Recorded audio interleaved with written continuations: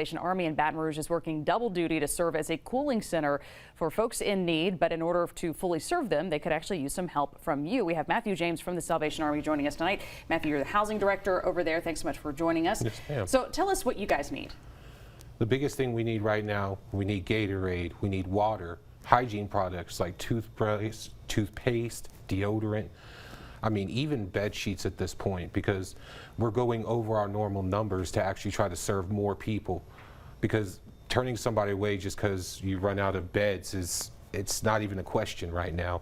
Like you said yourself, it's blazing hot even when you're trying to go outside at night without the sun on you.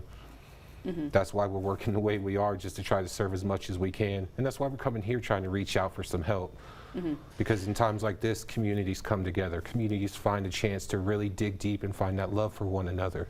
And I know nobody wants to see anyone out there struggling right now. Just imagine power went out a couple of days ago. People were sitting inside sweating bullets without air conditioning. Now imagine somebody who lives that on a daily basis. Yeah. So we're there, we're trying to provide the shelter, the hydration, a place to sleep, a warm shower, even a cold shower if you're just trying to cool off from being out there at 101 degrees. Right.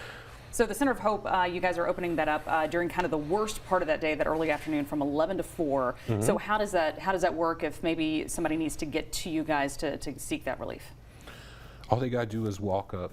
The door is going to be open and we're just going to be happy to see you walking in, trying to get some relief.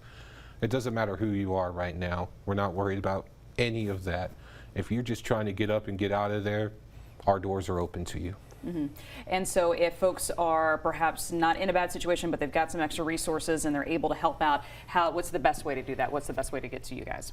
To bring it to us. You can go to the store, pick it up, drop it off at our Airline Highway location.